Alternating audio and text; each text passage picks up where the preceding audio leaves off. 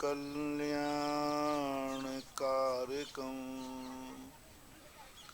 प्रधानं सर्वधर्माणां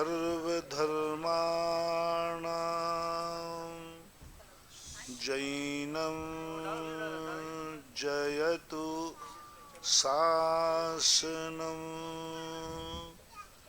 जैनं जयतु शासनं जैनं जयतु शासनं। पंच परमेष्टि भगवान की, आचार्य श्री गुरुवर कुंद कुंद महाराज की, आचार्य श्री गुरुवर विद्यासागर महाराज। बोले परम पूज्य मुनि पुंगव श्री सुधासागर जी महाराज की जय। समस्त मुनि संघ की जय। कल अपन ने समा था, आवाज नहीं करें, कल अपन ने समझा था कि सृष्टि को कैसे चलाता है यह। हम फल से जितने आकर्षित हैं उतने यदि कारण से आकर्षित हो जाए तो सुख ज्यादा दूर नहीं है। दुख से हम जितने डरते हैं, दुख के कारणों का पता चल जाए और उसमें हम सावधान हो जाएं तो दुख से छुटकारा ज्यादा कोई कठिन नहीं है। बीमारी जब तक ही कठिन होती है जब तक बीमारी का ज्ञान नहीं हो। यदि बीमारी का पता चल जाए तो इलाज ज्यादा कठिन नहीं होता। आधी खुशी तो इसी में हो जाती है कि हमारे लिए बीमारी का पता चल गया। जैन दर्शन यही बात कहता है कि पहले तुम कारण को तो महसूस कर लो, क्यों हंस रहे हो, क्यों रो रहे हो, क्यों अपने उन्माद में जा रहे हो। इतना उन्माद कि हम उपकारी को भी रौन देते। इतना उन्माद कि जिसकी बदौलत हम ऊपर उठे हैं उन्हीं को ठुकरा देते। इतनी ज्यादा हमें मद चढ़ जाता है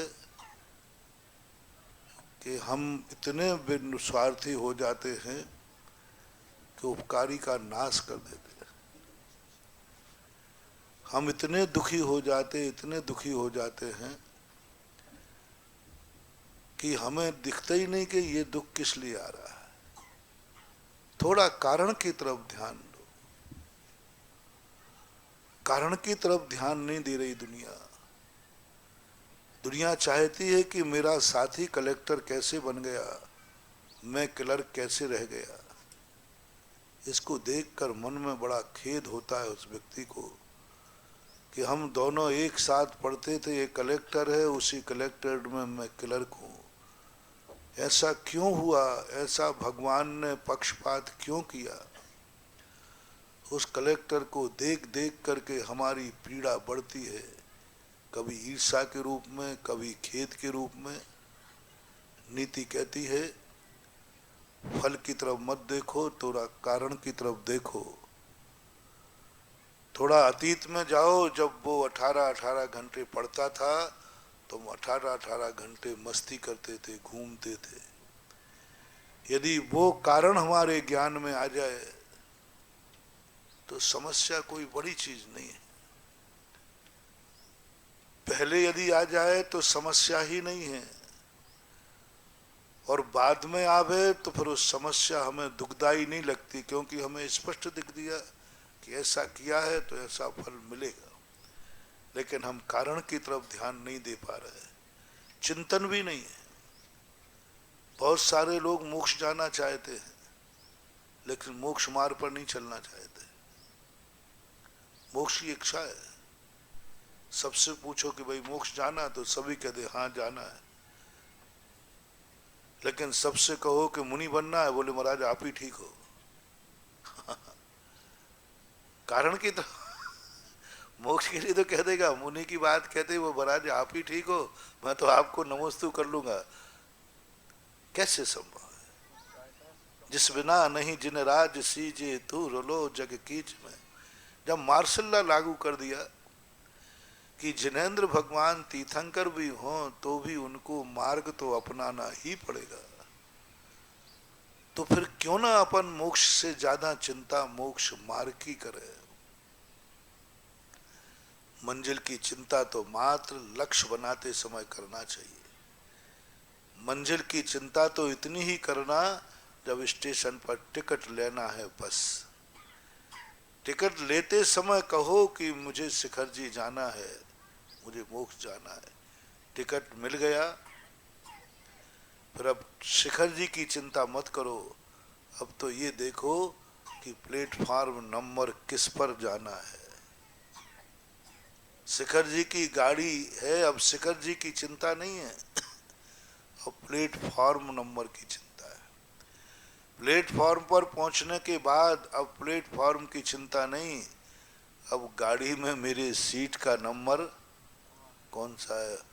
और सीट मिलने के बाद अब शिखर जी की चिंता नहीं है, अब थोड़ा बिस्तर डालो और सो जाओ,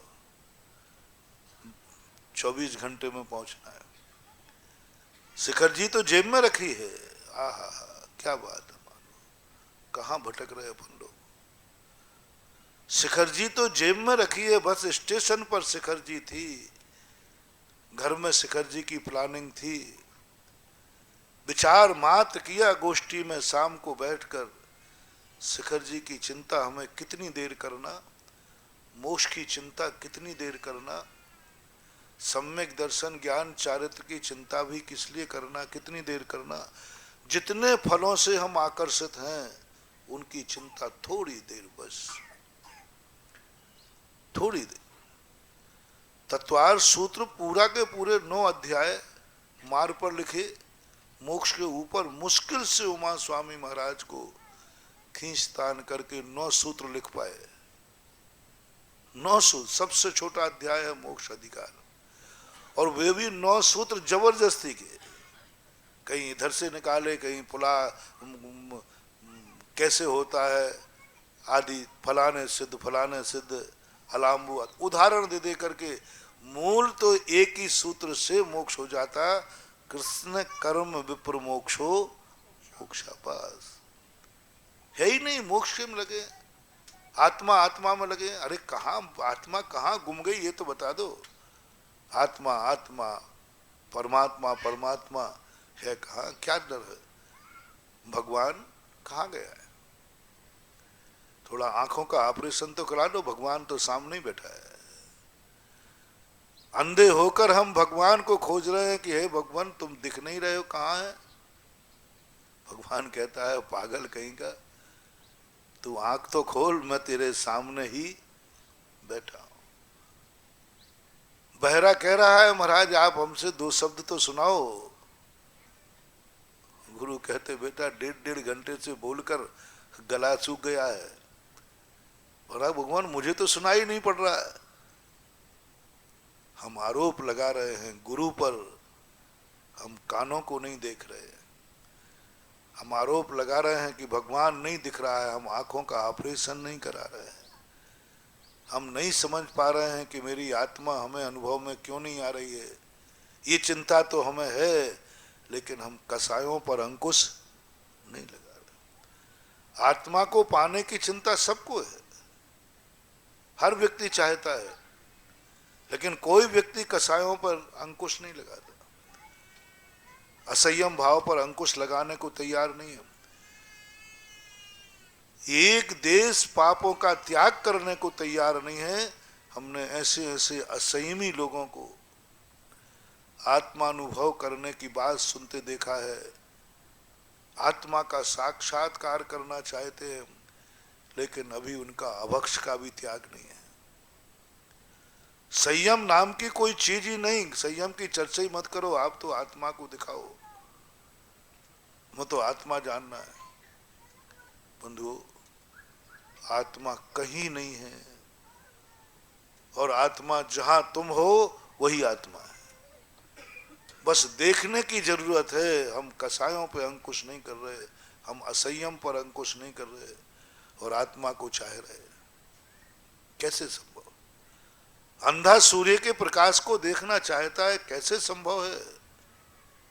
थोड़ा कारण की तरफ जाओ। मोक्ष की चर्चा, मोक्ष जाने के लिए अपन ने निर्णय कर लिया शिखर जी जाना है, बहुत अच्छा उदाहरण है। अब शिखर जी की निर्णय तो प्रस्ताव पास हो गया, अब शिखर जी की तैयारी में लगाओ। अब तैयारी में उपयोग लगाओ, सारा उपयोग सावधानी रखो तैयारी में, क्या क्या लेके जाना, कैसे जाना, किस गाड़ी से जाना। शिखर जी जेब में रख लो बस, मोक्ष हमारे जेब में रखा हुआ है। सब सम्यक दृष्टि मान रहा हूं मैं सबको। मोक्ष को जेब में रखो, अब रास्ते की चिंता करो। दुर्घटनाएं मंजिल में नहीं होती, दुर्घटना रास्ते में होती। निश्चय में आज तक कोई नहीं भटका, सारे व्यवहार में भटकते हैं। निश्चय तो मंजिल है, निश्चय तो परमानंद है। निश्चय में कोई रिक्स नहीं है। निश्चय भोजन खाने के समान है और व्यवहार भोजन बनाने के समान है। अब इसमें से कौन सा ठीक है? लोग कहते महाराज ये बताओ, एक बार जयपुर में पूछा कि महाराज व्यवहार में सही में आनंद है कि नहीं, झूठ मत बोलना। मैंने कि तुम्हें क्या दिखता है, मैं झूठ बोलता हूं या सही? नहीं नहीं, आप पर विश्वास है कि आप सही बोलोगे। तो मैंने कि व्यवहार में बिल्कुल भी सुख नहीं है, बिल्कुल भी सुख नहीं, कष्ट ही कष्ट है, कष्ट ही कष्ट है। चाहे तुम्हारा व्यवहार हो चाहे हमारा व्यवहार हो। आप जितनी क्रियाएं कर रहे, सब पूजा कर रहे, व्यवहार में कितना कष्ट। सवेरे से नहाओ, धोती दुपट्टा पहनो, मंदिर जाओ, कितना कष्ट व्यवहार में। दान देना कितना कष्ट, पसीने की कमाई कमाओ, एक एक रुपया कमाओ और 10 मिनट में शांति धारा का लोटा ढालो और लाखों रुपया दे जाओ। क्यों भाई नरेश भाई, अब तुमने इतने लाखों की बोली ले ली, ये लाखों रुपया कितने दिन में कमा पाए थे? कितना कष्ट है ये तो बताओ। कई लोग कहते गोमटेज बाहुबली का यूं किया कलश, मुश्किल से 5 मिनट मिले, 1100 कलश से निपट गया। सबने देखा। कितनी देर रुके थे बोलो ना? 5 मिनट, ओनली 5 मिनट के अंदर 5 कलश लाए, एक कलश यूं किया और कितने कलश लग गए? 1100 कलश। अब 1100 कलश है ना पागलपन। अब 1100 कलश कितने दिन में कमाए होंगे? तुम्हारी दृष्टि से क्या समझते हो? कम से कम 11 करोड़ रुपया। 11 दिन तो मान लो, कि एक दिन में ही मान लो, अंदाज बताओ। अच्छा अपन लोग बताओ, एक दिन की कमाई मानो कि 11 दिन की? अपन एक दिन की 1 करोड़ मान लेते हैं। 11 दिन की कमाई और 5 मिनट में कमाई, ये सब कष्ट ही कष्ट है। अब वो आगे नहीं पूछ रहा हो, अभी लाभ की बात नहीं कर रहा हूं। बनिया खर्चा देखता है, लाभ नहीं देखता, और जैनी खर्चा नहीं देखता, लाभ देखता है। बनिया को दिखता है खर्चा, बनिया को दिखता है सबको, अरे भैया इतना पैसा आ रहा, पैसा ही पैसा ही पैसा ही। लोग मरे जा रहे चिल्ला चिल्ला कर, यहां तक कि अब तो साधु तक के लिए भी सीने में आग लगने लगी। ये सुधा सागर करता क्या है? जहां देखो पैसा पैसा पैसा पैसा। अरे मूर्खानंद, तुझे आय दिख रही है, तुझे लाभ नहीं दिख रहा है कि इन पैसों से कितने तीर्थ क्षेत्र आकाश में पहुंच गए। तुम्हें ये नहीं दिख रहा है कि जहां चमगादड़ें अभिषेक करती थी, आज उन भगवानों का गंधोदक हजारों लाखों लोगों की बीमारियां दूर कर रहा है। आज जहां चमगादड़ें अभिषेक करती थी सांगानेर, आज वहां प्रभु का गंधोदक हजारों लोगों के जीवन को पावन और पवित्र कर देता है। आज तुम्हें यह नहीं दिख रहा है कि जिन मुनि साहब नाथ भगवान को लोग पैरों से रौंदते थे, कल्पना करो एक बार, ये शब्द निकलते ही मेरी आत्मा हिल गई। अपने ऊपर पैर रख दिया हो जैसा, मुझे इतना कष्ट तो शायद कोई हाथी मुझे पैर से रौंद देता तो इतना कष्ट नहीं होता जितना कष्ट ये शब्द निकला। एक दिन वो था मुनि सुब्रत नाथ भगवान वहां थे जहां लोग पैरों से रौंद रहे थे। था कि नहीं? वो जमीन में थे, ऊपर कौन कर रहा था? कितने लोग पैरों से रौंद रहे थे। ये वो भगवान हैं जिनके ऊपर देवताओं का विमान भी नहीं निकल सकता और वे पैरों से रुंध रहे थे। कितने लोग थे वहां उन पर गंदगी कर रहे थे। आज तुम्हें दिख रहा है पैसा पैसा, उन अज्ञानी से कहो आज वही भगवान, तुम्हें तो शांति धारा दिख रही है, अभिषेक दिख रहा है, उसका लाभ लेकर के यहां करोड़ों रुपया दान आया है लेकिन अरबों रुपया लोगों का पाप से बचा है। ये देखो ऐसी ऐसी महा बीमारियां जिनमें लोगों ने लाखों लाखों करोड़ों रुपया मिटाने की बात की, वो सारे बच गए। एक बार एक व्यक्ति ने प्रश्न किया, बोले महाराज जी आप राजस्थान में जब से आए हैं आपने अरबों रुपया खर्च करा दिया हम लोगों का। मैंने कहा हाँ। फिर मैंने भी हिसाब लगा के मैंने कि कम बोल रहा है, अरबों बोल अरब मत बोल। हाँ मैंने कराया है। आप हमारे नाम मार दो और क्या करोगे, मारो तो सही। तुम जितना खर्च तुमने कराया हो नरेश जी 20 साल में जितना दान दिया सब हिसाब दे दो मुझे, मैं ले लूंगा पक्का। सभी लोग दे देना जितना राजस्थान में आने के बाद हमने दान की प्रेरणा देकर के तुम्हारा खर्च किया, मेरी प्रेरणा से, वो सब लिख लो, हिसाब किताब पक्का होगा। 1994 के बाद जितना तुमने दान दिया है उस सब का भागीदार मैं हूं, और 1994 के बाद जो तुमने कमाया है वो भी हिसाब दे देना। जब अरबों दिया है तो कमाई कितनी हुई सीधी सीधी बता दो। जब खरबों कमाया होगा तब अरबों दिया होगा, बनिया कहीं के।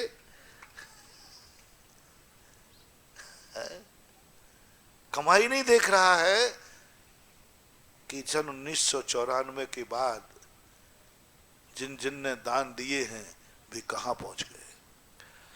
आज वह बुंदेलखंड है जहां पर सबसे ज्यादा गरीब क्षेत्र मध्य भारत का माना जाता था। जब से आचार्य श्री पहुंचे हैं और लोगों ने दान दिए हैं, आज सबसे नंबर 1 पर दान होता है तो बुंदेलखंड में होता है। बोलो डाका डाल के दे रहे हैं कि स्मगलर करके दे रहे हैं कि कमा के दे रहे हैं? बोलो। आज बुंदेलखंड में करोड़ों करोड़ की बोलियां चली जाती है, सौधर्मेंद्र की बोलियां यूं जाती है, सुन के कहा कहा बुंदेलखंड जो छोटे गांव। बिना यदि समृद्धि नहीं होगी तो दान भी नहीं होगा। दान बता रहा है कि हमारी समाज में कहीं ना कहीं से पुण्य की वृद्धि हुई है। आय नहीं देखते हैं, आय की तरफ दृष्टि नहीं जाती है कि इन भगवानों को इन मंदिरों में दान देने के बाद लोग कहां से कहां पहुंच गए, कितना इनका विकास हुआ, कितना इनकी स्थिति थी, क्या औकात थी, और आज क्या स्थिति बन गई। बंधुओं हमें फल पर भी जाना है। फल देखो क्या मिला, उपलब्धि देखो क्या हो रही है। जितना जितना हमारे गंधोदक की अतिशय बढ़ रहा है, जितना जितना तुम गंधोदक का मूल्यांकन, मैं तो कहता हूं कि वस्तु में अतिशय भगवान से नहीं आता है, भक्ति में अतिशय भगवान में नहीं है, हम तो कहते हैं भक्ति में अतिशय है। मात्र एक लोटा ढालने में अतिशय नहीं है, उस लोटे का मूल्य क्या किया तुमने। अब लीजिए जैनी की बात करता हूं। बनिया ने तो देख लिया, एक लोटा यूं किया, लाखों रुपया मिटा दिए। अब जैनी क्या सोचता है? जैनी सोचता है गंदोदक में जब भी तुम्हें अतिशय बढ़ाना हो, जितना अतिशय बढ़ाना हो, आप अभिषेक का और भगवान का मूल्यांकन बढ़ाते जाइए। मूल्यांकन क्या है? कोई व्रत में कोई अतिशय नहीं, मुनि बनने में भी कोई अतिशय नहीं है, व्रत में कोई अतिशय नहीं होता। व्रत का मूल्य कितना है तुम्हारी दृष्टि में? नियम का कोई मुनि महाराज बन जाओ ना, क्या फर्क पड़ता है। और एक छोटा सा, एक मात्र एक जिंदगी भर का हिंसा व्रत का लिया है, हिंसा का त्याग किया है, कोई फर्क नहीं पड़ता। जिनवानी कहती है इससे क्या फर्क पड़ता है। इनसे पूछो कि मूल्य कितना है इसका, कितने में छोड़ दोगे, कितने में दोष लगा दोगे, ये पूछ लो। नहीं मैंने जिंदगी भर का मुनि व्रत धारण किया, हिंसा व्रत। बोले इन सब बातों से कोई नहीं का, मूल्य बताओ कितना है, कितने में छोड़ दोगे। कोई भी धर्म क्रिया में मूल्य कितना है। आप प्रतिदिन मंदिर आते हो, इससे कोई फर्क नहीं पड़ता मंदिर कितने में छोड़ दोगे, कितने में छोड़ दोगे। मैंने किशनगढ़ में कहा था, प्रवचन सुनने से, आहार देने से, वंदना करने से, जितनी भी क्रियाएं हैं, इन क्रियाओं का जो नंबर मिलते हैं ना, वो मूल्यांकन। कितने मंदिर छोड़ दोगे, तुम्हारा अभिषेक का नियम है, पूजन का नियम है, कितने में छोड़ दोगे। करने का नहीं पूछ रहा हूं, कितने में छोड़ दोगे। रास्ते में एक ग्राहक मिल गया तो, और रास्ते में ब्याई जी मिल गए तो, तुम जा ही रहे थे अभिषेक करने के लिए मंदिर में, इतने में ब्याई जी साहब आ गए, बिल्कुल नए नियर, नए बिल्कुल अभी बने ही हैं, और बहुत तुम्हारा भी। अब बोलो उस दिन का मंदिर चालू रहेगा कि रुक जाओगे। भाई कल क्यों नहीं आए अभिषेक करने, महाराज ब्याई जी साहब आ गए थे, खत्म, फैसला हो गया। भगवान का मूल्य ब्याई जी से कम। अब जो ब्याई जी की स्तुति करने में पुण्य मिलेगा, वही भगवान की स्तुति में करने में पुण्य मिलेगा, क्योंकि तुम्हारा मूल्यांकन तुमने दिखा दिया कि भगवान से ज्यादा महत्वपूर्ण ब्याई जी है। ये प्रवचन मैंने उस दिन दिया था जिस दिन प्रवचन शुरू होने के 5 मिनट पहले थोड़ी सी बरसात हो गई। कमेटी वाले बोले महाराज जी आज भीड़ कम आएगी। मैंने क्यों? बोले बरसात चालू हो गई। मैंने कि बस 4 बूंदों ने, 4 पानी की बूंदों ने प्रवचन रोक दिया। मैंने कि वाह रे वाह सुधा सागर, तेरे प्रवचनों की कीमत है 4 बूंदे पानी की। थोड़ी सी बाधा है, थोड़ा सा कोई काम आ जाए, कौन सा कार्य पोस्टपोन होता है? किसी बारात में जाने का कार्यक्रम नहीं, किसी घूमने का कार्यक्रम नहीं, थोड़ा सा कोई बाधा आ जाए और तुम कहीं देव साध गुरु की यात्रा पर जा रहे हो, थोड़ा सा बहाना तुम्हें चाहिए, पोस्टपोन। किसी भी अड़चन आने पर सबसे व्यक्ति पहले अपने हिसाब में से धर्म के कार्य कट करता है, यही है बेकार के कार्य, उनको करता है। और संसार के कार्यों के लिए आप कहते हो कोई छूट ही नहीं सकता, महाराज जाना ही पड़ेगा, जाना ही पड़ेगा। मत जा भाई। महाराज जी वो मेरे बहुत निकट के रिश्तेदार हैं। अरे भैया मैं तो जन्म जन्म का रिश्तेदार हूं। ऐसे लोगों के लिए एक व्यक्ति था, उसने क्या किया, महाराज ने कहा देख भाई कल कार्यक्रम है मत जा तू। महाराज जी बहुत जरूरी जाना पड़ेगा, हमारे बहुत निकट के रिश्तेदार का कार्यक्रम है। नहीं माना, कमर सब ने रोका, नहीं माना। वो थैला लेकर जटेची लगा के जैसे ही जाने लगा तो रास्ते में एक गधा बोल गया। वो थोड़ा ज्योतिष जानता था, तो उसने कहा अब शकुन का, लौट के आ गया। बोले भाई गए नहीं? बोले महाराज जी अब शकुन हो गया। मैंने क्या हो गया? बोले साहब गधा बोल गया। मैंने कि वाह रे वाह, तुझे गुरु की बात समझ में नहीं आई, गधे की आई।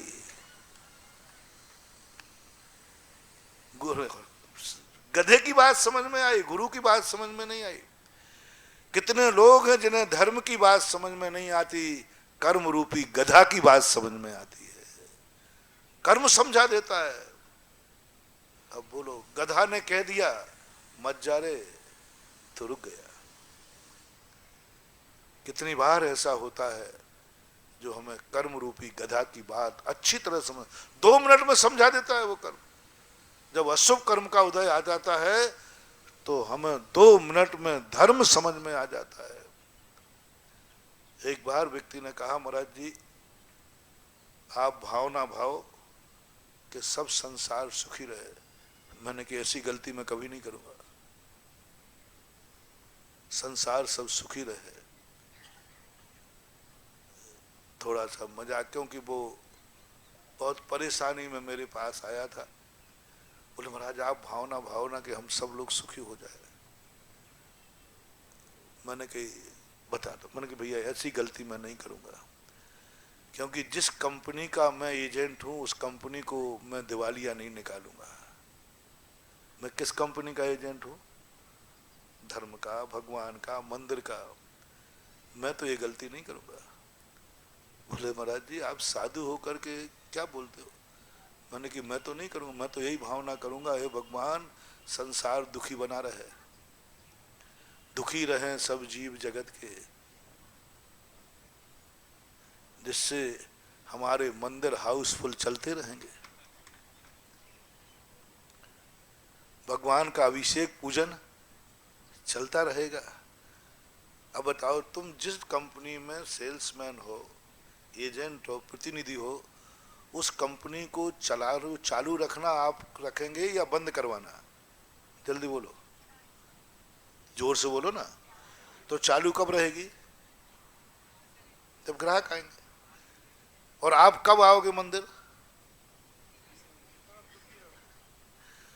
भगवान करे, हे भगवान, मैंने भगवान से कहा भगवान ज्यादा दया मया नहीं करना, नहीं तो आपको कोई पूछने वाला नहीं मिलने वाला, आपके दरवाजे कोई आने वाला नहीं है। क्योंकि मैंने सब लोगों को सुखी होते देखा है। जिसने सुखी हुए, जो अमीर हुए, उनको मंदिर बुलाने में पसीना आ जाता है। 100% नहीं कह रहा हूं, 80-90% अमीर आदमी तुम्हें अभिषेक करते नहीं मिलेगा। सबकी बात नहीं कह रहा हूं, 80% तो मान ही लो। जितने अमीर होंगे, सुखी होंगे, स्वस्थ होंगे, उतने कम लोग मिलते हैं मंदिरों में। अभिषेक 4 महीने निकल जाए, गला सूख जाए, एक अमीर को हम अभिषेक का नियम नहीं दिला पाते, मंदिर नहीं बुला पाते, रात्रि भोजन अभक्ष त्याग नहीं करा पाते, शराब की बोतल नहीं छुड़ा पाते, गुटके नहीं छुड़ा पाते। इतनी मेहनत करता हूं। मेरा तो उद्देश्य एक ही है, अमीर सुधर जाए सारे जगत के, गरीबों को तो सुधारने की जरूरत ही नहीं है। सारे जगत के अमीर सुधर जाएं, सारा जगत सुधर जाएगा। धर्मशालाओं को कौन बिगाड़ते हैं? अमीर लोग। जाति को कौन बिगाड़ते हैं? अमीर लोग। नियम कौन तोड़ते हैं? अमीर लोग।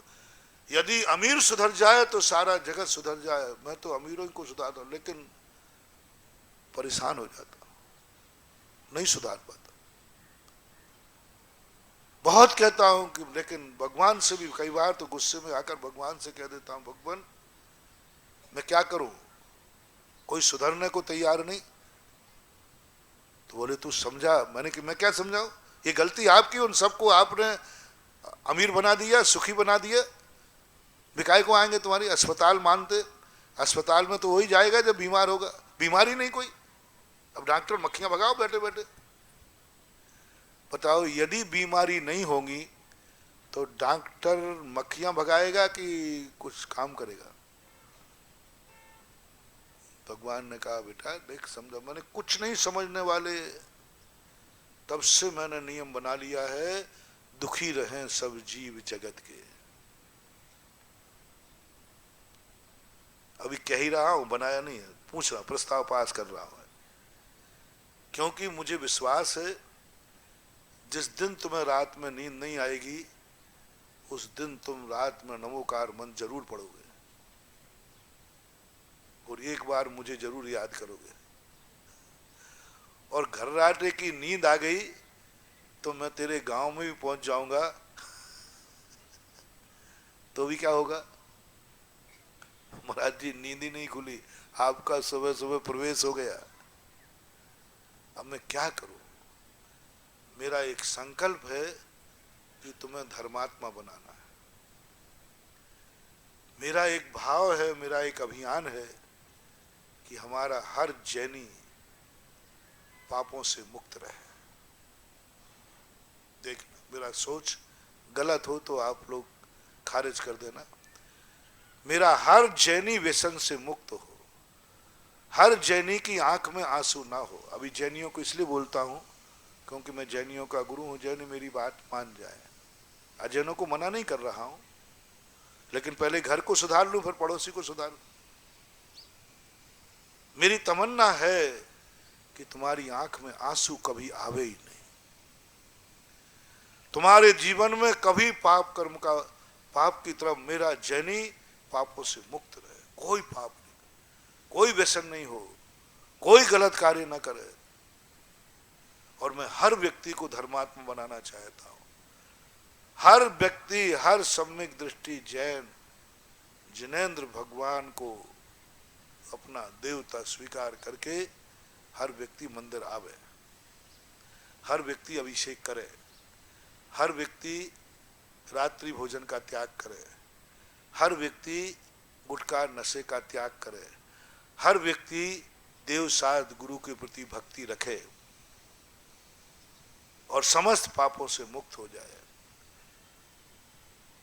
ये भाव मेरा सही है या गलत? प्रस्ताव पास करो। थोड़ा सब लोग नहीं बोले, प्रस्ताव पास है। अब मैं कैसे बुलाऊं हर जैनी को मंदिर में? ये तो प्रस्ताव पास कर लिया कि मेरा भाव है कि हर जैनी भगवान का अभिषेक पूजन करे, हर जैनी गुरुओं के प्रवचन सुने, हर व्यक्ति नमोकार मंत्र की माला फेरे 24 घंटे में एक बार, हर व्यक्ति के मन में हर सवेरे उठकर के भगवान का अभिषेक का लोटा हाथ में हो गए, कलश हाथ में हो गए, हो। ये भावना मेरी है। ये भावना गलत तो नहीं है? सही है। आप लोगों की क्या राय, महिलाओं की? है सही है। अब इसके दो तरीके हैं इस प्रस्ताव को फॉलो करने के लिए। एक तरीका वो है जो सबसे अच्छा तरीका है, यदि प्रस्ताव पास हो जाए तो, कि जितना जितना तुम्हें सुख मिलता जाए, जितना जितना तुम्हारा धन बढ़ता जाए, तुम धर्म को बढ़ाते जाना। एक प्रस्ताव हो। जैसे जैसे तुम्हारा धन बढ़े तुम्हारे पाप घटना चाहिए, व्यसन घटना चाहिए, अय्यासी घटना चाहिए, मौज मस्ती घटना चाहिए। जितना जितना बढ़े, मैं कुछ नहीं कह रहा हूं, मैं तो ये कह रहा हूं कि मेरा हर भक्त चक्रवर्ती बने, हर भक्त का मकान सोने का हो, हर भक्त के फर्श में रत्न जड़े हो। बहुत बड़ी कल्पना है मेरी, बहुत बड़ी कल्पना है। हर भक्त हमारा बहुत संसार की चरम ऊंचाइयों पर पहुंचे, लेकिन बस इस भावना के पीछे मैं तुम्हारे नाम की माला फेर सकता हूं। मैं भगवान के सामने मस्तक उठाकर बोल सकता हूं, हाँ मैंने दिया था इसको अमीर बनने का आशीर्वाद। भगवान कहेंगे कि तू संसार बढ़ाने गया था कि मिटाने गया था? प्रवचन काय के लिए दिलवाया था तुझे? कि संसार घटाना, संसार बढ़ाने के लिए कहा था?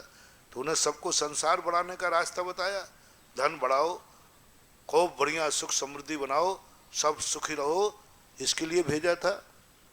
मैं मस्तक उठा के कहूँगा, भगवान आप देख लीजिए, जैसा जैसा मेरे भक्त के पास धन बढ़ रहा है, वैसे वैसे वो धर्म भी बढ़ा रहा है। जब वो गरीब था मंदिर भी नहीं आ पाता था, क्योंकि सुबह से रोटियों का इंतजाम करना पड़ता था। जब से उसका व्यापार शुरू हुआ है तब से उसने अभिषेक करना शुरू कर दिया है। हाँ, मैं कहूंगा वकील बनूंगा तुम्हारा। देख लीजिए, जब वो गरीब था बेचारा, मंदिर भी नहीं आ सकता था, क्योंकि सुबह बाल बच्चों का इंतजाम करना। और जब से वो अमीर हुआ है, धंधा चलने लगा, तब से अभिषेक करने लगा। तो बोलो, मैंने उसका धन बढ़ाया है या भगवान का अभिषेक करने के लिए बुलाया है? तरीका है, प्रोसेस है।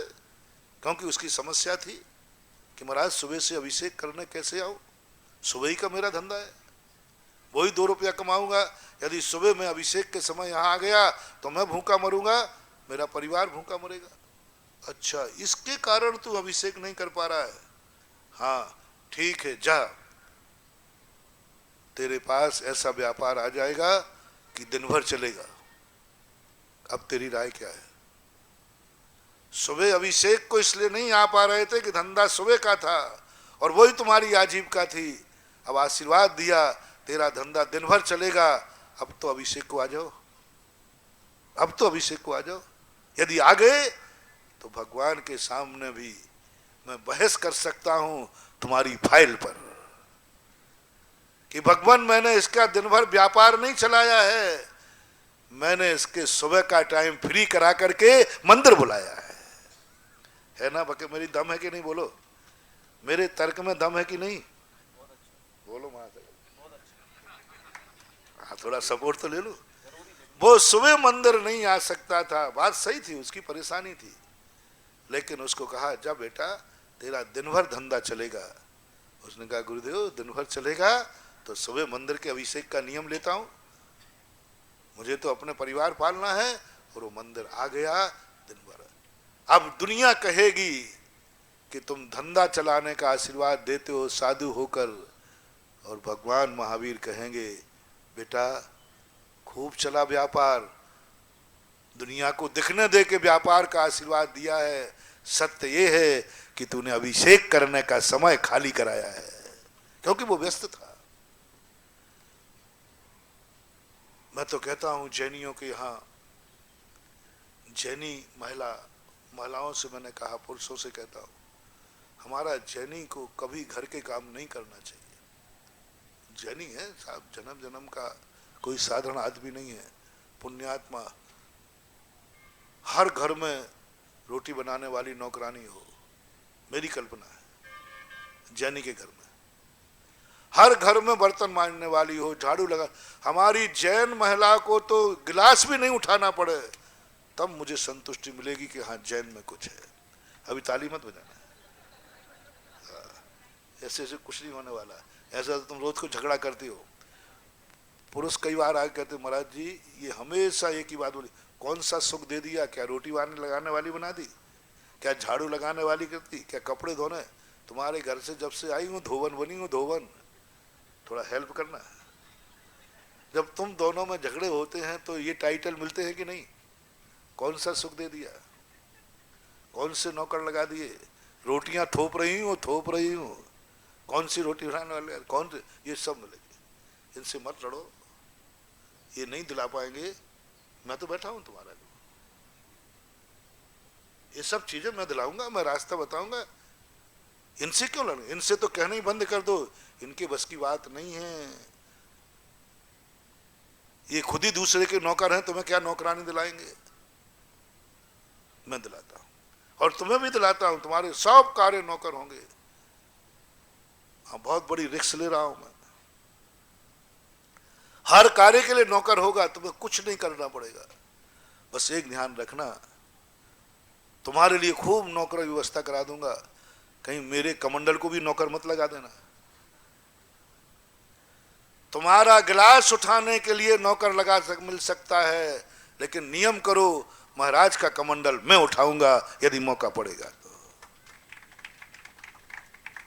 करो नियम के, तुम्हारे यहां पानी भरने वाला नौकर होगा, लेकिन मैं भगवान के अभिषेक का पानी मैं भरूंगा। तुम क्या करोगे? इतना सा बताओ, मेरी इज्जत रखना। क्योंकि प्रवचन के बाद मुझे बहुत कुछ हिसाब देना पड़ता है। जैसे तुम व्यापार करने के बाद आते हो ना तो बाप को हिसाब देते हो, ऐसे ही प्रवचन के बाद मुझे जिनवाणी माँ को सारा हिसाब देना, क्या क्या बोला, आज ही बोला। बस इतना सा बता दो देवियों, आपके यहाँ रोटी बनाने वाली लग जाएगी। कई बार लगवाई हमने, कई बार मैंने जिनवाणी में देख लिया। थोड़ा सा मेहनत करूं तो तुम्हें तारीख बाई तारीख दे सकता हूं, भाव भी दे सकता हूं।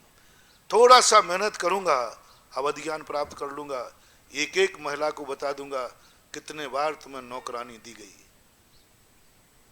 मात्र एक छोटी सी मेहनत करके अवधि ज्ञान प्रकट करना है मुझे, और एक एक महिला को तारीख बाई तारीख बता दूंगा इस समय इतने नौकर आपको मिले थे, लेकिन अब क्यों नहीं दिए गए। मूल कारण है वो नौकर तुम्हें रोटी बनाने वाला मिल जाएगा। उस कार्य में यदि तुम गरीब होती तो रोटी बनाने में समय जाता, कर्म ने तुम्हारे ऊपर मेहरबानी की, नौकरानी लगा दी। अब उस टाइम का तुम क्या करोगे। जिस टाइम रोटी नौकरानी बनाएगी उस टाइम तुम क्या करोगी, उसका हिसाब मुझे दे दो, बस वो बता दो मुझे। पिक्चर देखोगे, बाजार घूमोगे, 99% यही होता है। टी पार्टी मनाओगे, किट्टी पार्टी, 99% कहता हूं जिन जिन घर में नौकर हैं, 100% नहीं कह रहा हूं, जिन घर में नौकर हैं, जो काम नौकर कर रहे हैं, वो समय तुम क्या करते हो। यही पाप है। धर्म घबरा गया, मेरे लिए डांट पड़ी, कम से कम वो रोटी बना रही थी, तूने नौकर दिखवा करके वो होटल में खा रही है, वो बाजार में बैठी है, वो दुनिया भर के पाप कर रही है। जिन जिन के घर में नौकर लगे हों उनको सोचना चाहिए, प्रभु कितने गरीब घर हैं जिनकी महिलाएं ये काम कर रही, मेरा पुण्य है। जो जो कार्य नौकर करेगा उतना समय में बचा करके भगवान तेरी भक्ति में लगाऊंगी, तेरी माला में लगाऊंगी, तेरे स्वाध्याय में लगाऊंगी, तीर्थ यात्रा में लगाऊंगी, क्योंकि ये टाइम मुझे पुण्य से मिला है तो मैं पुण्य में लगाऊंगी। ये परिणाम ना होने का परिणाम है कि तुम भी बर्बाद हो रहे हो और मैं आशीर्वाद दूंगा तो भी बर्बाद हो जाओगे। फायदा करो कि सुखी होने के बाद भी धर्म बढ़ेगा। मुझे सुखी होने दो, मैं धर्म बढ़ाऊंगा। तीसरा कारण जो अपना दैनिक प्रश्नों में चल रहा है, पहला कारण है कि हमने आज तक कभी उपकारी को माना ही नहीं। दूसरा कारण बताया था, उपकारी को तो माना लेकिन उसका उपकार नहीं माना। तीसरा कारण, हमने उपकारी को माना, उपकार कराया लेकिन आभार नहीं जताया। हम उपकार करने के बाद इतने बिगड़े कि कर्म भी धर्म भी घबरा गया। कैसे नहीं धन बढ़ता है। शांति धाराएं, कितने लोग मेरे पास दुखी होकर आते हैं, ठीक होने के बाद कोई भी कहने नहीं आता महाराज आपका आभार है। अब कुछ आने लगे प्रवचन दिए जब से, वो शांति धारा फलेगी जो शांति धारा संकट में करो, और जिस दिन संकट मुक्त हो जाए एक शांति धारा मुक्ति की करो कि आभार की प्रदर्शन। मैंने एक बार कहा था ना कि एक व्यक्ति ने, एक गरीब बच्चा था, मैंने पहली बार फरियाद की थी, उसकी सारी जायदाद माँ बाप ने पूरी बच्चे के पढ़ाई में लगा दी, कंगाल हो गया, पूरी पोजीशन मुझे मालूम चली। उसने कहा महाराज जी यदि बच्चा नौकरी पर नहीं लगा तो हम तो बर्बाद हो गए, हम सारे घर को सुसाइड करना पड़ेगा। अब कुछ बचा ही नहीं हमारे पास, कुछ भी नहीं बचा, सब इसकी पढ़ाई में लगा दिया। मेरा मन पसीज गया। उस दिन मैंने कहा चल तेरे लिए मैं अपनी साधना दांव पर लगाता हूं। और मैंने भगवान से कहा भगवान एक जैन घर है, सम्यक दृष्टि घर है, मुनि भक्त घर है, भगवान का भक्त है, देखो उसकी हालत क्या हो गई, इसकी सिफारिश मैं करता हूं, इसकी नौकरी लग जाना चाहिए, एक परिवार मरने से बच जाएगा। मैंने दाव लगा दिया और मैंने कहा भगवान देखो, अब अतिशय देखना है आपका।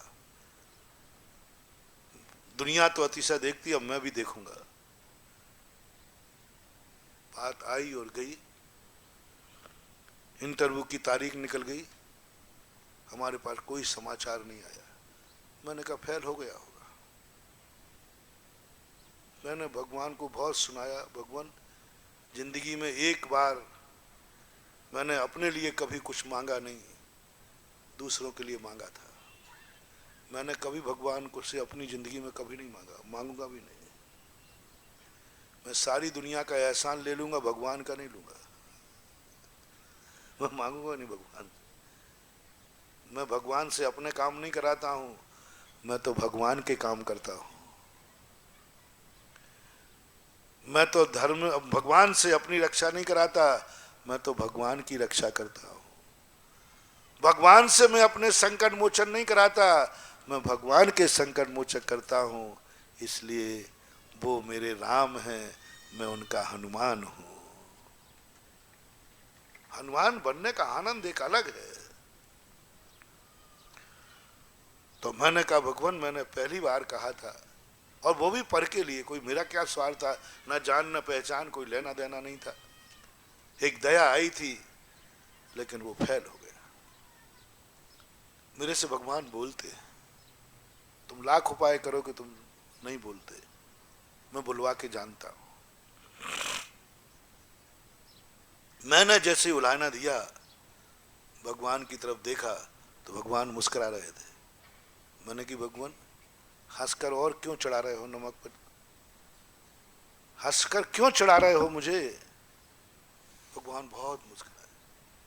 मैं जितना जितना उनके ऊपर उलाहना देता गया, जितना उलाहना देता गया, भगवान मुस्कुरा दे रहे। मैंने कि लगता है भगवान भी बेशरम है, इनकी भी मोटी चमड़ी है, इन पे कोई प्रभाव। अरे मैं इतना बोल रहा हूं तो थोड़ा तो सीरियस होना चाहिए भाई। वो सीरियस नहीं हुए, मुस्कुरा दे रहे। मुझे बड़ा बुरा लगा, फीलिंग भी हुई। मैं उठ गया और फिर कई दिनों तक मैं उदास ही रहा। फिर मेरा मन कुछ भी कहने का भगवान से नहीं हुआ। फिर मैंने कभी भगवान से कुछ कहा ही नहीं। कोई भी कुछ आता, मैंने कुछ नहीं होने जाने वाला, भगवान सुनते ही नहीं, कुछ नहीं। मैंने कहना ही बंद कर दिया। भगवान के दर्शन कराता, उदासीन मन से लौट आता। बात चलती रही, चलती रही, चलती रही। 5 साल के बाद हमारा बिहार उधर हुआ और वो व्यक्ति दिख गया, भीड़ में खड़ा दर्शन कर रहा। अरे मैंने कहा ये व्यक्ति तो जिंदा है। मुझे थोड़ी सी आशा बंधी। मैंने उसको बुलाया, मैंने कहा भैया यहाँ आ। मैंने क्या बात है। बेटा जो था नौकरी पे पहुंच गया था। मैंने कहा मम्मी पापा, बोले महाराज बहुत खुशल है। मैंने कहाँ रहते हो, बोले महाराज बहुत अच्छी सर्विस लग गई, अब हमारे पास मकान भी है, गाड़ी भी है, घोड़ा भी है, नौकर भी है। मैंने कहा क्या बोला तूने। बोले मैं मर गया 5 साल तक महाराज भगवान को उलाहना दे दे करके, मेरे तो धर्म के प्रति श्रद्धा घट गई। मैंने कहा भगवान अब पता चला कि तुम क्यों मुस्कुरा रहे थे, कि तू मुझे उलाहना दे रहा है, तेरी फरियाद काम कर गई है, वो नौकरी पर लग गया है, लेकिन व्यक्ति स्वार्थी इतना है, गरज परे कछु और है, गरज सटे कछु और, तुलसी भावर के परे नदी शराब है मोर। मुझे इतना गुस्सा आया। मैंने कही भैया कैसा रोता हुआ गया था तू, कैसा रोता हुआ गया था तू। साधु किसी से नहीं पिघलते, तेरे से पिघल गए थे। साधु किसी से नहीं पिघलता, साधुओं के आंसुओं पर कोई प्रभाव नहीं पड़ता। लोग कहते महाराज जी आप विहार करते हैं, जब हम लोगों को रोना आता है आपको कुछ कष्ट नहीं होता। अरे मैंने कही जिसने जन्म दिया उन्हीं के आंसू नहीं रोक पाए तो तुम्हारे क्या घड़ियाल आंसू रोकेंगे। वो परिवार ही नहीं रोक पाया, उनके आंसू बहते रहे और निकल गया साधु। सुकौशल की मां नहीं रोक पाई उसके आंसू, तुम क्या रोक पाओगे? इतना निर्दयी होता है साधु। लेकिन वो भी पिघल गया। कम से कम इतना तो कह देता है एक बार कि महाराज आपकी कृपा से मेरे कार्य हो गया। मैं आपसे पूछता हूं, 5 साल में, अब मैं मानहानि दावा ठोक रहा हूं, 5 साल में जो मेरी क्षति हुई, 5 साल में जो मेरी विशुद्धि घटी, 5 साल के अंदर जो मेरा परिणाम हुआ, उसका भागीदार कौन है? इसकी क्षतिपूर्ति करो। 5 भव तक तू एक एक दाने को तरसेगा, लेकिन तेरे भीख के कटोरे में कोई एक दाना भी नहीं डालेगा, रो रो के मर जाएगा, किसी को दया नहीं आएगी। क्यों नहीं आती है दया इन गरीबों पर? लोग निकल जाते हैं, लोग रो रो के मर जाते हैं, कोई नहीं पूछता। लोग घूमने जा रहे हैं, मरीज अस्पताल में तड़प तड़प के मरता है, देखते हुए चले जाते हैं। ऐसा क्यों होता है? मैंने इसका एनालिसिस किया, उस दिन मुझे फील हुआ ऐसा क्यों होता है। तुम सारे जगत से भीख मांग रहे सहयोग की, कोई तुम्हें सहयोग नहीं दे रहा है, भगवान भी नहीं दे रहा है, गुरु भी नहीं दे रहा है, कोई नहीं पिघल रहा है, गंदोदक भी नहीं पिघल रहा है, रो मरता है, मर जा। क्या हो गया है? अरे भगवान तो परम दयालु है, उनके सामने रो रो करके अपनी आंखें सूख जाती हैं, तो भी भगवान को दया नहीं आ रही। गुरुओं के सामने अपन रो रो कर चले जाते हैं, गुरु को दया नहीं आ रही। सारे संसार के सामने गिड़गिड़ाते हैं, कुछ नहीं। 3 दिन का भिखारी किसी सेठ के दरवाजे गया, सेठ जी ने कह दिया आगे चल। होता है कि नहीं? आहा, कैसा है संसार। कोसो संसार को, कोसो कोसो। कैसे दुष्ट लोग हैं। एक भिखारी को नहीं समझा, आगे चल आगे चल। हे भिखारियों, सेठ को कोसने के पहले तुम्हारी औकात देख लो कि तुम कितने पापी हो। सेठ को कोस रहे हैं कि सेठ ने, तुम देखते हो कि सेठ अपने कुत्ते को रोटी खिला देता है लेकिन भिखारी को नहीं देता। सेठों के कुत्ते पलते हैं गाड़ियों में, लेकिन एक विकलांग को गाड़ी में बैठा के सहायता नहीं करता। क्यों?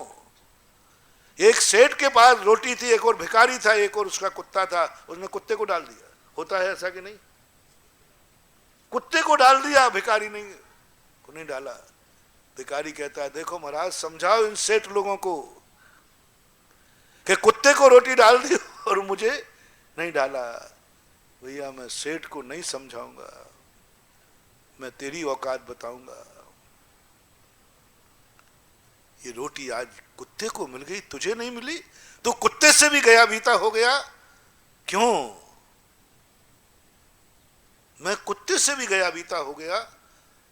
ओहो महानुभाव, जिनवाणी के पन्ने खोलो, इतिहास खोलो, तुम वही पापी हो जो तुम्हें रोटी दी गई थी, देने वाले का एहसान भूल गए, आभार भी व्यक्त नहीं कर पाए। मुझे कल्पना बताओ महानुभाव, वो 5 साल की जो हानि है विशुद्धि भाव की, आप तो बताओ साधु की विशुद्धि कितनी है 1 मिनट की भी। 5 साल तक मेरा दिमाग खराब रहा, 5 साल तक मैं डगमगा गया। इसकी मान हानि कितनी करूं जितना आप बोल दोगे। साधु की 5 साल की एनर्जी, 5 साल की ताकत, और 5 साल में मैं कितनों का कल्याण करता, कितनों को खुशी से आशीर्वाद देता, कितनों को गंधोदक दे देता, कितनों को भगवान से सिफारिश कर देता। बोलो 5 साल में कितने लोगों की हानि हुई, हिसाब लगाओ, जोड़ो, जल्दी जोड़ो। उसके बाद मैंने किसी को दिया ही नहीं आशीर्वाद, मैं कुछ बोलते ही नहीं था। लोग बहुत गिड़गिड़ाते थे, लोग बहुत कहते थे महाराज जी। मैं कहता भैया आशीर्वाद, चलो, उदासीन मन से कहते चलो, कुछ नहीं बोलता था। बोलो भाई 5 साल में मेरे दरबार में कितने लोग खुशी से आशीर्वाद होकर खुश हो जाते। नरेश भाई 5 साल की बता दो सब, 5 साल की बता दो, 5 साल की बता दो। अब 1 साल में देख लो, अभी सांगानेर से नारेली तक अभी साल भर भी नहीं हुआ, हो रहा साल होने को, कितने निपटा दिए। खुशी से आशीर्वाद देता हूँ, आनंद से भर के आशीर्वाद देता हूँ, प्रभु की महिमा गा के आशीर्वाद देता हूँ। भगवान मुझे मरीज ठीक नहीं करना है, मुझे तेरे गंदोदक की महिमा सुनना है। मेरे तरीके अलग है, मेरे तरीके अलग है, मेरे तरीके अलग है। मैं नहीं कहता हूं भगवान अपराधी का अपराध माफ हो, इसने तो जो पाप किया है वो भोगेगा। मुझे तो गंदोदक की महिमा बढ़ाना है कि लोग गंदोदक की महिमा वो समझ जाएं जो चौथे काल में कोटि भट्ट राजा श्रीपाल के समय थी। मुझे नहीं मतलब कि दुखी सुखी हो जाए, मुझे तो भगवान प्रभु आपके गंदोदक की ऐसी महिमा बनाए कि लोग कहें लाइलाज बीमारी गंदोदक की 2 बूंदों से ठीक हो गई। मुझे तो तेरी महिमा बढ़ाना है, मैं इनका नौकर नहीं हूं, मैं इनका प्रतिनिधि नहीं हूं, मैं तो प्रभु तेरे चरणों का दास हूं। बोलो मालिक की प्रशंसा करें कि तुम्हारे नौकरों की? तुम मेरे दास हो, तुम्हारी प्रशंसा करूं कि मैं अपने मालिक की? मैं तो मालिक की महिमा बढ़ाता हूं। कल्पना करो 5 साल में कितनी क्षति हुई, मेरी विशुद्धि की भी कर लेना, मैं भी कितना पुण्य कमाता, और जितना पुण्य मैं कमाऊं बंधु उतना ही तुम्हारा भला है। क्योंकि पुण्य कमाऊंगा मैं रखूंगा नहीं, हमेशा भावना भाया करो महाराज इतना पुण्य कमाऊं, क्योंकि सारी वसीयत तो तुम्हें मिल रहा है। कितनी साधना करूंगा, आशीर्वाद किसको मिल रहा है? मुझे। ऐसा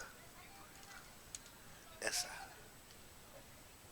सब तुम्हें मिल रहा है, जितना अतिशय आए, चाहे गंदोदक में आए, चाहे तीर्थ क्षेत्र में आए, चाहे मुनि सुब्रत नाथ की महिमा हो, जो कुछ भी मैं तुम्हें दूंगा वो सब तुम्हारा होगा।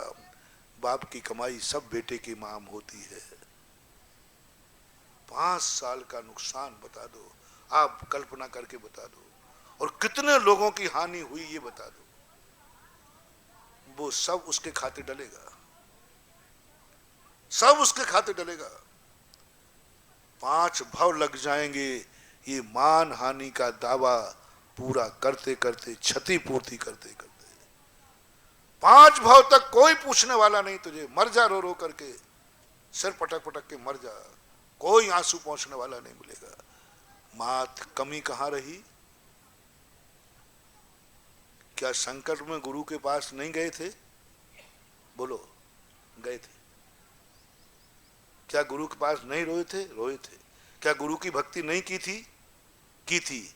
कमी कहां रही थी? हम आभार नहीं मान पाए। कितनी सी कमी। आभार प्रदर्शन कितना महत्वपूर्ण चीज है। भक्ति करने में तो एक ही भाव जाता, लेकिन आभार नहीं मानने में 5 भाव चले गए। ये सबसे बड़ी भूल हो रही है हमारी। अनादि काल से हम जहां देखो कोई मेरा सहयोग नहीं कर रहा है, मेरा कर्म मेरा साथ नहीं दे रहा है, मेरे परिवार साथ नहीं दे रहा है, मेरे भगवान साथ नहीं दे रहे, मेरी पूजा साथ नहीं दे रही, मेरा गंदोदक साथ नहीं दे रहा है, मेरी शांति धारा साथ नहीं दे रही। आप लोग रहते हो महाराज जी कोई समझ में नहीं आ रहा क्या हो गया। होता है कि नहीं? कई बार लोग कहते महाराज जी कुछ समझ में नहीं आ रहा, कोई साथ नहीं दे रहा, मेरी किस्मत ही साथ नहीं दे रही, जिस धंधे में हाथ डालू। होता है कि नहीं? जो धंधे में महाराज वही धंधा दूसरा कर रहा है, वो फल रहा है, मैं हाथ डालूं तो सोने का लोहा हो रहा है, माटी हो रही। जिससे बोलूं वही हमारे लिए बुरा मानता है, मैं किसी का अच्छा करूं वो बुरा कर देता है। ये सब क्यों हो रहा है? कारण समझो महानुभाव। मात्र एक ही कारण है कि तुमने उपकारी का आभार नहीं माना। यूज एंड थ्रू, उपयोग किया चले गए, उपयोग किया चले गए। हर धनी आभार नहीं मान रहा है, गरीब तो मान रहा है, लेकिन जैसे ही तुम अमीर आ जाओगे, कितने लोग हैं जो कहते हैं, गरीब में कहे महाराज जी आप अमीर कर दो। महाराज यदि मैं पैसे वाला होता ना तो पूरा ज्ञानोदय मैं अकेले ही बना देता होता तो, और कोई बुद्धू साधु इसकी बातों में आ जाए तो अमीर बनने के बाद वो नाम ही नहीं लेगा कि मैं भी दुनिया में हूं, और आ भी जाएगा। कितने वायदे लोगों ने किए प्रत्यक्ष में, महाराज जी ये काम हो गया तो मैं इतना दूंगा, उसके बाद दर्शन ही नहीं देते। उन्हें क्या मालूम था होगा। और कभी बदमाशी भी दोगे तो कैसे, एक उदाहरण सुनाया करता हूं मैं कि एक बार एक व्यक्ति का मकान नहीं बिक रहा था, तो उसने सोचा कि शांति धारा में बड़ा चमत्कार है और सुधा सागर के मुख से हो जाए तो काम हो जाता। आजकल ये धारणा बन गई है।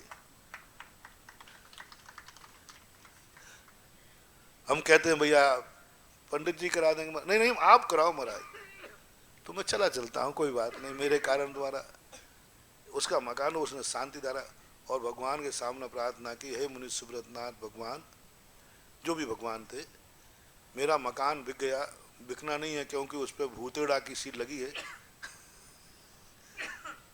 और कोई कैसे ले, यदि बिक गया तो अच्छे दामों में बिक गया तो 50% मैं दान दूंगा। अब ये बात कहते ही इतना बड़ा दान, बस ये कह करके गया और दरवाजे पर पहुंचा और लेने वाला आ गया। बोले भाई मैंने सुना है कि आपका मकान बिक रहा है। बोले भाई देखो बहुत ही कहा चिंता मत करो, भूत मूत तो मैं कुछ नहीं मानता हूं, मकान बिक रहा है, कितने में दोगे? बनिए का दिमाग संगा, इसका अर्थ है कि आज तक ये बाबा रोके था। वो फाइल रुक जाती ना, फाइल, क्योंकि फाइल वो क्लर्क रोके था क्योंकि उसके ऊपर उसने कहा ये बात है भगवान, जब तक आपका कमीशन सेट नहीं हुआ तब तक आपने मकान नहीं बिकने लिया, और जैसे ही कमीशन सेट हुआ तो ग्राहक को मंदिर के दरवाजे ही बुला लिया, घर भी नहीं जाने दिया। उसका दिमाग सनका, बोले क्या करूं, ये तो तुरंत का तुरंत। बोले साहब देखो मकान कम से कम 2 करोड़ रुपए का है। साहब आप तो 2 करोड़ पकड़ोगे, क्योंकि नला बाजार का मकान था। आजकल वहां जैनी लोग मकान बेचे, बोले क्यों? और महाराज मनमाने दम में बिक रहा है, उसमें मैं कॉलोनी में 2 बना लूंगा। उसने कहा 2 करोड़ का, इसने तो हाँ भर दी, इसका अर्थ है 1 करोड़। ये तो बहुत बड़ा घाटा है। उन्होंने कहा भैया आज नहीं, आज मैं अभी थोड़ा सा मुहूर्त ठीक नहीं है, कल आना, कल दूंगा मकान। उन्होंने कहा कल आ जाऊंगा। अब रात भर सोचता रहा, भगवान आप इतने चालाक हो, आपने इतना किया, जब तक आपको दान नहीं बोला गया तब तक मकान नहीं बिकने दिया। भगवान तुम भी कुछ हो तो मैं भी कोई कम नहीं हूं, मैं भी मारवाड़ी हूं। बस रात भर सोचते सोचते सुबह उस चल गया। बोले भगवान आपकी चालाकी और मेरी चालाकी देखना। वो सुबह उठा और आ गया। बोले साहब देखो भाई, इस मकान में एक बिल्ली रहती है, मकान के साथ बिल्ली भी आपको लेना पड़ेगी क्योंकि वो मकान से कहीं बाहर नहीं जाएगी। बोले साहब रहने दो, बिल्ली से क्या फर्क पड़ता है, लेकिन सुनिए पहले, बिल्ली की रजिस्ट्री होगी 1,99,99,99 रुपया में, और मकान की रजिस्ट्री होगी 1 रुपये में। 100 रुपये कर दो, 100 कर दो, ठीक ठीक कोई बात नहीं, 100 कर लेते। 100 रुपये में रजिस्ट्री होगी मकान की।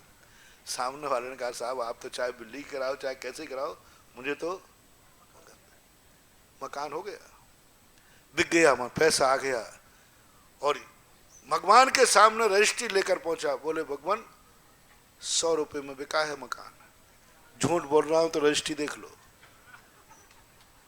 100 रुपये में बिका है मकान, ये रजिस्ट्री देख लीजिए आप, ये 50 रुपये आपके, 50 आपके। भगवान बेईमान तो नहीं हूं? भगवान मुस्कुराए, वारे वाह, मान गए बनिया। बोलो ये क्या हो गया? भगवान को ये धोखा कितने बार दोगे?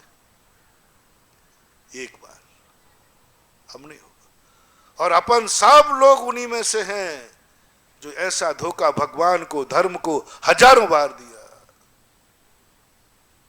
नरकों में हमने कहा भगवान बस एक बार मनुष्य पर्याय दे दो भगवती आराधना, एक बार मनुष्य पर्याय दे दो भगवान, कुछ गड़बड़ नहीं करूंगा, 8 वर्ष अंतर मुहूर्त में सीधा मुनि बन करके मोक्ष, कुछ पाप नहीं, कुछ नहीं गड़बड़ करूंगा, बस एक बार दे दो। मिल गई अपन को, खबर तक नहीं है। उसने तो 50 वापस किए, आप तो वो भी,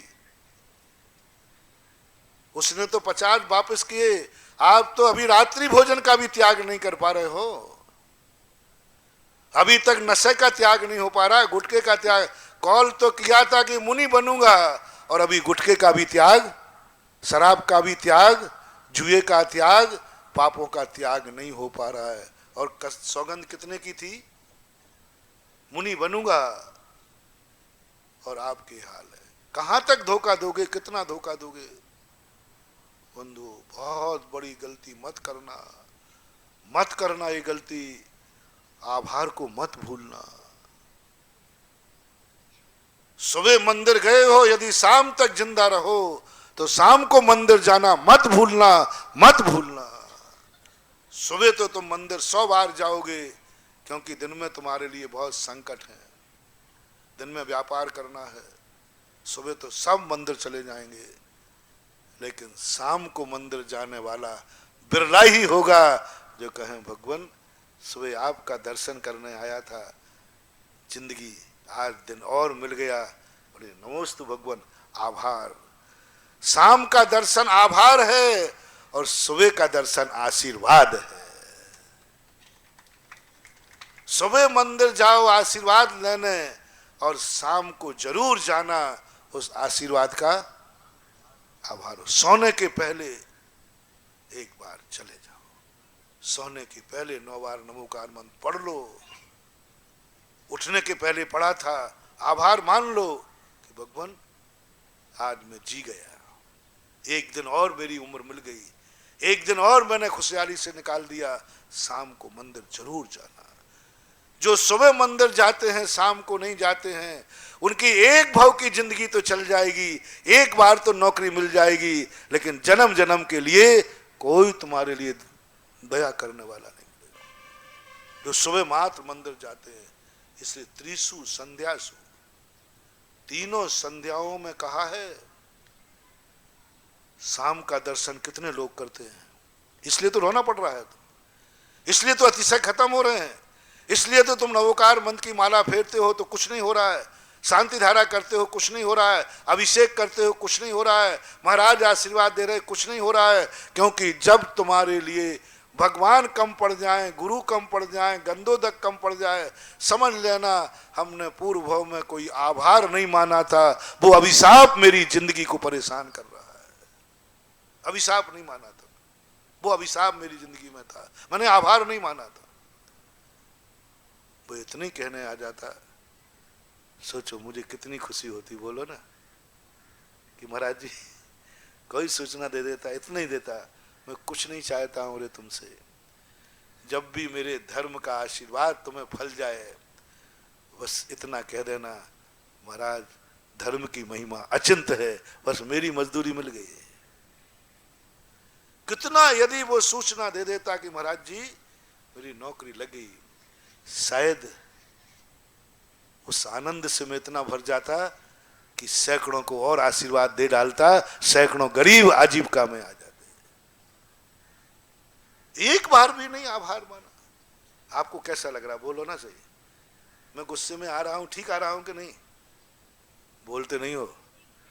मेरा गुस्सा जायज है कि ना जायज? तो भैया ये गुस्सा क्यों फोकट में लेते हो आप लोग?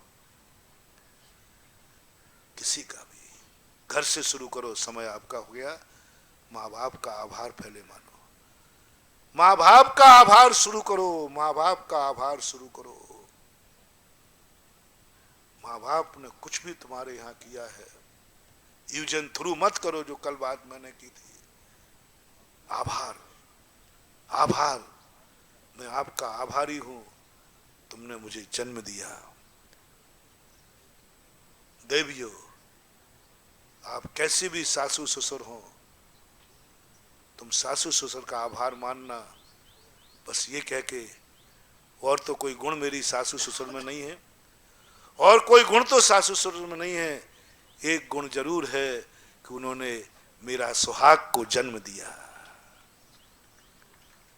किसको जन्म दिया? आज तुम्हारी मांग में सिंदूर है, तुम्हारा सुहाग है, तुम्हारा पति है, तुम उसको लेकर भाग रही हो, उसको अपना मान के भाग रही हो, और कोई उपकार किया है नहीं किया। इतना उपकार मान लो, जो आज मेरा सुहाग है, आज जो मेरी जिंदगी का आधार है, आज जिसके सहारे मेरी जिंदगी बनेगी, उसको पैदा किसने किया? बस इतना सा आभार मान लेना। कभी भी कोई कहे तुम्हारी सासू बहुत दुष्ट है, कह देना सब कुछ है, लेकिन उसी ने तो दिया है ये सुहाग, उसी का जाया बेटा तो आज मेरा पति है, उसी का जाया बेटा तो मेरा सुहाग है। इतना भर तुम्हारे अंदर परिणाम आ जाए, जाओ जन्म जन्म तक तुम्हारा कभी भी तुम तड़पना नहीं पड़ेगा। कभी ऐसे ही बेटे बाप को ये मान ले, बेटा मान ले, वे कभी तुम्हें अनाथ नहीं होना पड़ेगा। पिताजी ने और कुछ किया या नहीं किया, मुझे जिंदगी दी है, जैन कुल दिया है, जैन कुल दिया, जैन जाति दी, जैन धर्म दिया। 45वें दिन और सारे उपकार एक तरफ रख दीजिए, सबसे बड़ा उपकार किया है 45वें दिन सूतक हटते ही जिनेन्द्र देव का दर्शन कराया है। बस ये उपकार का मूल बता दो कितना है, कितना उपकार। 45वें दिन कहीं और जन्मते तो भगवान का दर्शन मिलता। एक उपकार काफी है, मत गिनवाओ मेरे से और उपकार। यही उपकार काफी है कि जिस दिन मेरा सूतक हटा, सबसे पहले इस मां ने मुझे किसका दर्शन कराया? 45वें दिन जिनेन्द्र भगवान का दर्शन कराया। बस इस उपकार के सामने सारे अपकार धूल है, सारे अपकार धूल, सारे अपकार धूल है। मुझे भगवान का दर्शन कराया। पिताजी आपकी बदौलत में जैन कुल में, किसी जन्म तो दूसरे कुल में हो जाता, लेकिन जैन लिखने का अधिकार, जैन लिखने का अधिकार किसने दिया? जैन शब्द तुम्हें तुम्हारा खुद का था कि तुम्हारी बल्दियत थी? तुम्हारी खुद की जैन नहीं है। जिसकी कोई बल्दियत नहीं है उसको कोई जैन नहीं कहता। पिता ने कम से कम, वो होता ना व्यापार में टाइटल की कीमत, जब हिस्सा बांट होता है ना, तो वो कहते वो नाम नाम नाम फर्म, फर्म का नाम किसके पक्ष में जाए, और फर्म का नाम जिसके पक्ष में जाएगा उसका बड़ी कीमत होती है। होती कि नहीं? थोड़ी हेल्प करो। उस नाम से चल रही थी, ये नाम कौन लेगा? तो इसकी कीमत कितनी है कि पिताजी से हमें फर्म का नाम मिला, जैन लिखने का। जैन शब्द लोग ऐसे तरसते हैं लोग, और आज कुछ भी करा लो, मुझे जैन बना लो, मेरे पास आ, मुझे जैन बना लो, मुझे एक गिलास आहार देने का अधिकार दे दो, आप जो कहो सब करने को तैयार हो, मुझे अभिषेक करा दो, 50 लाख की बोली ले लो। अभी यहाँ आया, महाराज जी मैं एक अभिषेक कर लो, जो पैसा कहो, 50 लाख को मैं दे दूंगा, एक गिलास आहार ले लो, जो कहो कर दूंगा। बताओ भैया, लाखों में नहीं मिल रहा है और तुम्हें, बोलो ना, बोलो नरेश, जयंती पापा ने तुम्हें फोकट में जैन बनाया कि रुपया दिए थे पापा को? कितने रुपया दिए थे तब तुम पापा ने कहा हाँ 50 लाख ला पहले तब जैन लिखना? फोकट में। सब बैठे हो ना, तुम्हारे बाप ने जैन कितने रुपया दिए थे? सब बैठे। क्या ये फर्म का टाइटल नहीं मिला हमें? जिस टाइटल के माध्यम से तुम बेधड़क जाते हो, भगवान की वेदी पे चढ़ के अभिषेक कराते हो, किसी से पूछते हो? गुंडे लोगों बेधड़क जाते, भय भी नहीं आता, फर्श से धोती दुपट्टा गए, ये भी डर नहीं लगता कोई टोकेगा तो नहीं। क्यों नहीं टोक रहा है? मैं जैन हूं। खर्च से चौके में आ जाते हो, ये भी नहीं पूछते महाराज जी हार दूं, यूं देता है दादागिरी करके। आहा, इतना बड़ा टाइटल तेरे बाप ने दिया कि जिंदगी भर तुझे कहीं भी परमिशन की जरूरत नहीं। वो आईडी दे दी एक प्रकार की, आधार कार्ड दे दिया, जा तुझे सब दरवाजे खुले हैं, इसकी कोई कीमत नहीं। इसका कोई आभार नहीं, इसका कोई आभार नहीं। और ये आभार तुम नहीं मानोगे तो जाओ, जो अपने पिता का माँ का ये आभार नहीं मानता है, 100 भवों तक जैन कुल नहीं मिलने वाला है। जाओ, 100 भवों तक तुम्हें जैन नहीं लिख पाओगे, जैन कुल नहीं मिलने वाला, क्योंकि तुमने अपने पिता का जैन शब्द मिलने पर आभार नहीं माना। आभार इतना बड़ा खतरनाक है, इतना बड़ा खतरनाक। हर चीज में यही अंदाज लगा लेना। और जब धर्म की बात में आवो तब बंधुओं, आज सबसे मेरा कहना है, सुबह तो मंदिर तुम्हें जाना ही है, जाओगे। आज का प्रवचन का कोई प्रभाव पड़ा हो, यदि तुम चाहते हो कि जो सा दिन आज निकला ऐसा हर दिन कल का भी निकले, जैसा भाव इस भाव में निकला ऐसा अगला भाव भी निकले, जैसी खुश आज हूं ऐसा कल भी रहे, तो शाम को मंदिर जाना शुरू कर देना। महिलाओं, पुरुषों, सोने के पहले बस एक बार, सोने के पहले एक बार मंदिर जरूर जाना। कल का इंतजाम करा रहा हूं, आज तक तुम्हारा निकल गया, तुम्हारी अटकी काम पूरा हो गया, कल फिर सुबह होना है भैया, कल का भी तो इंतजाम कर लो। सुबह का इंतजाम आज का था और शाम का दर्शन कल का इंतजाम है। कल क्या करोगे? आभार करो शाम को। और जब भी तुम्हारे जीवन में किसी ने थोड़ा भी उपकार किया हो, एक बार पिताजी से जरूर कह देना, पिताजी मैं आपका बहुत आभारी हूं जो आपने मुझे जन्म देकर जैन कुल का टाइटल दिया है। इतना भर कह देना, इतना भर कह देना, तुम्हारे लिए जन्म जन्म तक तुम कभी अनाथ नहीं होगे, सदा पिता की उंगली पकड़ के चलने का मौका मिलेगा। अनाथ कौन होते हैं? जो आभार नहीं मानते।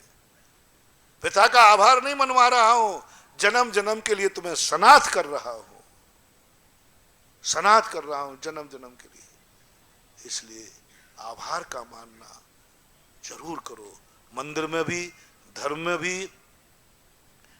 अब जो शांति धारा संकट में कर रहे हैं, यदि वे ठीक हो जाएं तो एक बार आभार की आभार की शांति धारा जिस दिन तुम करने लग जाओगे, उस दिन मैं उछलूंगा कि अब मेरे भक्त को आज भी संकट नहीं और कल भी संकट नहीं आएगा। आज भी सुख होगा तो होगा, कल सुख और हो जाएगा। आभार मानना सुख। मंदिर नहीं जा पाओ तो कम से कम सोने के पहले 9 बार नमोकार मंत्र जरूर पढ़ लेना, जरूर पढ़ लेना। धर्म का आभार मानना, किसी पुण्य से आज का दिन तुम्हें मिल गया है। और इसी आभार के अभाव में अपनी जिंदगी अपन दोष दे रहे हैं कि कुत्ते को रोटी डाल रहा है, मुझे नहीं डाल रहा है। कुछ नहीं बंधु, कुछ नहीं। तुमने रोटी देने वाले का आभार नहीं माना था, तुमने आभार नहीं माना। वो अभिशाप है कि तुम्हारी इज्जत कुत्ते से भी गई बीती हो गई। कौन है इतना निर्दयी दुनिया में? मात्र एक कमी। इसलिए 3 कारण। समय आपका बहुत हो गया। देखो, प्रवचन 10 बजे का 9:45 से शुरू किया है हमने। 9:45 से 10, 1.5 घंटे हो गया कि नहीं? 9:45 से 10, 1.5 घंटे का है। फोन है तो इसलिए 10 बजे किया। अभी ये थोड़े दिन बाद में 8:30 पे आ जाऊंगा। अभी थोड़ा सा दिन और है बस, फिर अभी 9:45 से 10 तक के प्रवचन का टाइम है। हमें टीवी फीवी से कोई मतलब नहीं है। तुम्हारा जब तक चले सो चलाओ, और जब बंद हो जाए तो कर दो। तुम कितने बजे बंद करो तो भी मैं बंद नहीं होऊंगा, और कितने बजे तक चलाओ तो मैं चालू नहीं रहूंगा। महावीर भगवान की बोली। परम पूज मुनि श्रेष्ठ श्री सुधा सागर जी महाराज की जय। समस्त मुनि संघ की जय।